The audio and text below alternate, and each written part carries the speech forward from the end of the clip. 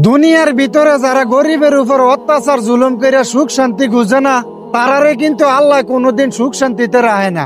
সকালবেলা 1 minute phone ধরতে লেটও নেই, এমন কইতাছে আমি নাকি দুনিয়া থেকে মরে গেছি, আমি নাকি অসুস্থ, আমি আরো কত ধরনের কথাবার্তি। কিন্তু দেখেন বিকাল 4টা বাজে ফোন দিয়ে কইতাছে এই হসপিটালের মধ্যে নাকি ভর্তি হয়ে পড়ে রয়েছে। তো ফোন দিয়ে কইতাছে আমার ইয়া চাইয়া দা, অনেক কইতাছে তোর লগে সকালবেলা কত খারাপ ব্যবহার করছি, তুই আমারে মাফ করে দিস। আমি কইছি একদিন করলে ক্ষমা করা যায়, কিন্তু দৈনন্দিন করলে কখনোই ক্ষমা করা যায় না। তুই যেই সমস্ত কাজগুলো প্রত্যেকদিন করস তা আমার মন থেকে বরদোয়া ছাড়া তোর জন্য আর কিছুই আসে না। এটা কই আমি হসপিটাল থেকে বাইরে চলে আসছি। এখন প্রশ্নটা হইলো, যারা গরিবের উপরে অত্যাচার করে শান্তি খুঁজেন, তারারে কিন্তু কোনোদিন আল্লাহ শান্তিতে রাখতো না। মানুষের জন্য অসুস্থতা কামনা করেন, দিনের 4টা বাজে রেজাল্ট হয়ে পড়ছে, অসুস্থ হয়ে হসপিটাল পড়ে রয়েছে। তা আল্লাহ কিন্তু সবকিছুই দেহে।